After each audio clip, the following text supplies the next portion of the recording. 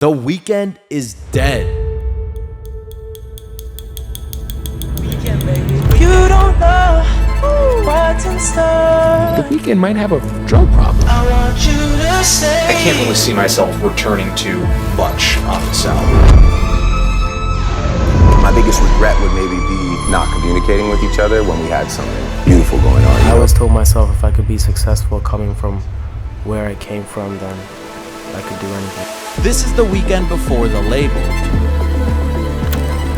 Abel was a lonely kid. His father left him when he was 12 years old, and his mother had to work 2 full-time jobs just to keep a roof over their head and food on the table. Most days, Abel would walk around a silent apartment, and the only company that he had was music and occasionally his grandmother. By the time he was 12 years old, he started skipping classes, smoking pot, and really just not giving a fuck. But then came a breaking point. In the 11th grade, he woke up and realized, I can't do this anymore. So he picked up the phone and called his friend. Yo, I'm done. I'm dropping out of school. I got this new place. I need a roommate. Are you in? And then his friend said exactly what Abel wanted to hear.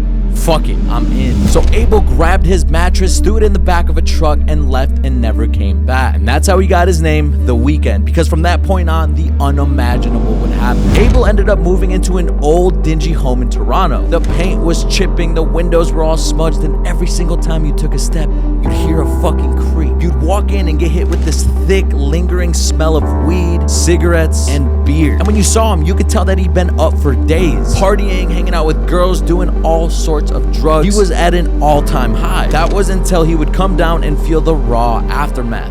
Guilt, regret, loneliness. But he kept doing it because he was stuck in a cycle he couldn't escape. Every single day was a party, which is why they named that house the House of Balloons. Well, eventually things got so bad that they would have to steal food from the supermarket just so they could eat. And eventually Abel found himself homeless. He would ride the buses all night just so that he could stay warm. And during the day he would wander the streets of Toronto and oftentimes sing to people on the sidewalks. So used to hardly ever sleeping and roaming the streets of downtown Toronto with no care and motives. Bro hit an all-time low. He sat back and thought, I need to do something. I know I'm good at writing songs. Honestly, the only way I see myself surviving is if I write for other people. So he ended up getting a job at a production company. But there was a problem. Nobody wanted his music. They thought they were weird and just a little too different. And that's when he said, okay, if they won't take my songs, then I'll have to sing them myself. And that's when he met a guy by the name of Jeremy Rose and pitched him a dark R&B sound that was real, raw, and full of experiences from Abel at the House of Balloons. So they book a studio session and come up with the morning, loft music, what you need, and they made it all in one sitting. Now, by the time they finished recording these, Abel had no idea what to do with these songs. He was insecure and he didn't want people to judge him. He was everything an R&B singer wasn't. So he made a YouTube account under The Weeknd, no photos, no description, no links, no anything, and clicked upload. That would never work, right? But it did. Every song went absolutely nuts. People started to fall in love with the music. They're like, what is The Weeknd? Who is The Weeknd? Is it a producer? Is it a band? I've been getting a lot of requests for this. I just found out about The Weeknd. Who the hell is this guy? The Weeknd knew he was onto something, so he decided to drop a mixtape called The House of Balloons. It was the best decision that he could have ever made because it reached Drake, one of the biggest rappers in the world and a Toronto native. This was The Weeknd's breakthrough moment until it became a nightmare.